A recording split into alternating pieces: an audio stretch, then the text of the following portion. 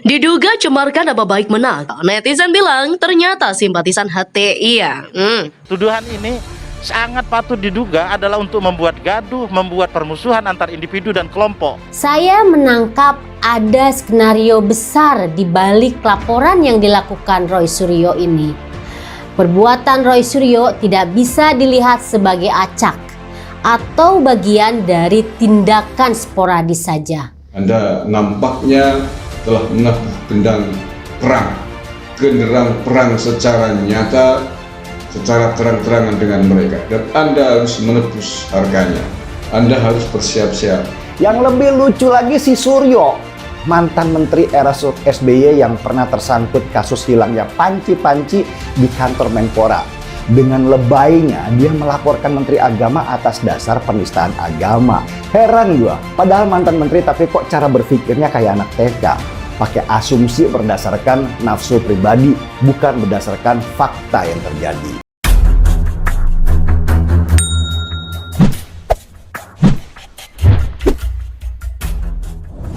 Mantan Menteri Pemuda dan Olahraga atau Menpora Roy Suryo resmi dilaporkan ke polisi atas dugaan pencemaran nama baik pada Jumat 25 Februari. Pelaporannya yakni GP Ansor yang merasa Roy Suryo telah merusak nama baik Menteri Agama Yakut Khalil Quamas. Kami duga Roy Suryo melanggar beberapa undang-undang ITE, KUHP, fitnah, perbuatan yang tidak menyenangkan, keonaran.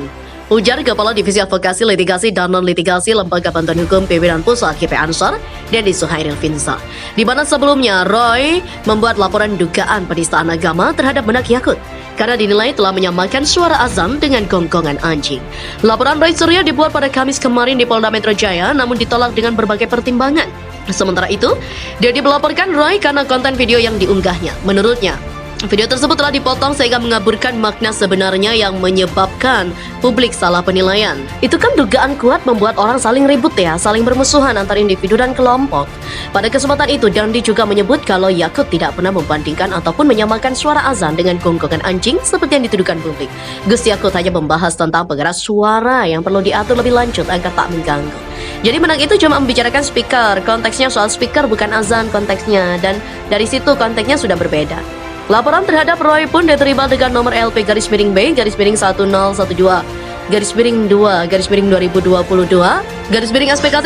Polda Metro Jaya tertanggal 25 Februari 2022. Pada laporan itu yang menjadi korban adalah masyarakat Indonesia dan GP Ansor, sementara terlapor adalah Roy Suryo. Roy Suryo mengaku heran karena dilaporkan oleh Gerakan Pemuda GP Ansor setelah sebelumnya dirinya berupaya melaporkan Menteri Agama Yakut Khalil Quamas ke Polda Metro Jaya.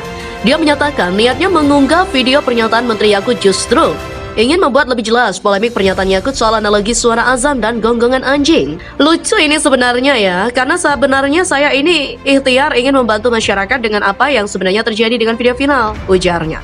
Sebelumnya, GP Ansor melakukan Roy Suryo, yaitu melaporkan Roy Suryo ke Polda Metro Jaya karena dianggap menyebarkan fitnah lewat akun media Twitter.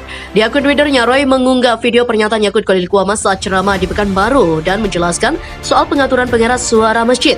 Roy menjelaskan dia mengunggah video Yakut untuk memperjelas apakah memang video pernyataan Yakut itu terkait polemik pengaturan suara azan adalah asli atau hasil rekayasa saja.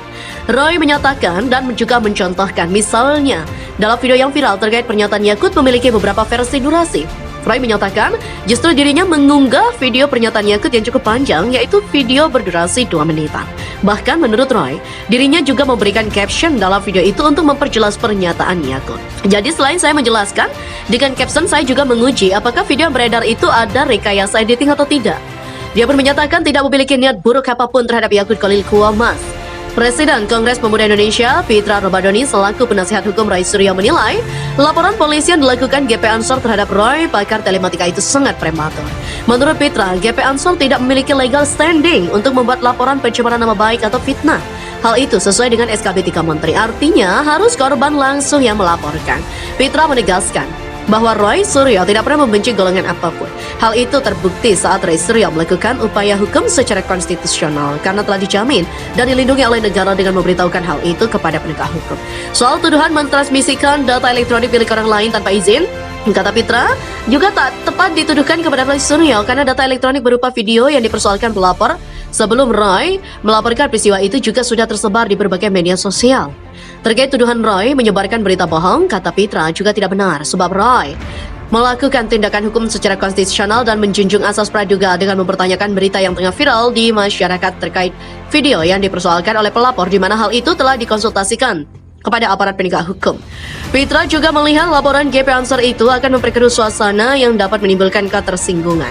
Di mana sebelumnya, Kepala Divisi Advokasi Litigasi dan Non-Litigasi Lembaga Bantuan Hukum, Pimpinan Pusat GP Ansor, Dendi Zuhairil Finza, melaporkan Roy Suryo ke Kelopok dan juga ke Polda Metro Jaya. Laporan Dendi diterima dengan laporan yang sudah terregister di Polda Metro Jaya. Sekretaris Jenderal MUI Amir Syah Tambunan juga menilai pernyataan Menteri Agama Yakut Khalil Qomas yang membandingkan suara azan dengan gonggongan anjing sangat tak tepat.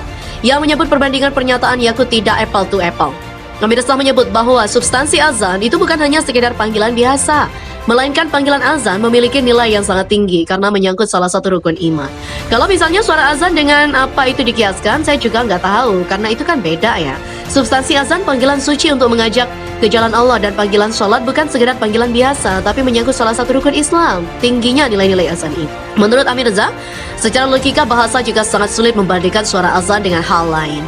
Terlebih membandingkannya dengan suara gonggongan anjing. Karena itu, Amir Reza juga mempertanyakan kepada Menak Yakut melontarkan dengan perbandingan gonggongan anjing. Dia pun menyayangkan pernyataan itu karena tidak sesuai dengan substansi dan nilai-nilai azan. Sebelumnya, Menak Yakut Khalil Qomas juga menjelaskan kebijakan soal aturan penggunaan pengeras suara atau toa di masjid.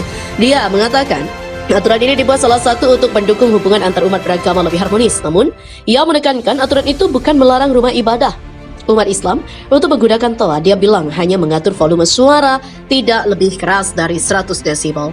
Dia mengatakan aturan ini juga untuk meningkatkan manfaat dan mengurangi hal yang tidak bermanfaat. Dia juga menekankan demikian karena di daerah yang mayoritas Muslim, hampir di setiap 100-200 meter itu terdapat masjid atau musola. Yakut pun melontarkan contoh yang menyinggung perbandingan dengan gonggongan anjing. Kita bayangkan saya Muslim, saya hidup di lingkungan non-Muslim. Kemudian rumah kita ibadah karena mereka membunyikan toa sehari 5 kali dengan keras sejak bersamaan, itu rasanya bagaimana? Contohnya lagi, misalkan tetangga kanan kiri kita depan belakang pelihara anjing semua, misalnya menggonggong di waktu yang bersamaan, kita terganggu enggak? Artinya semua suara-suara itu harus kita atur agar tidak menjadi gangguan, kata Menak Yakut.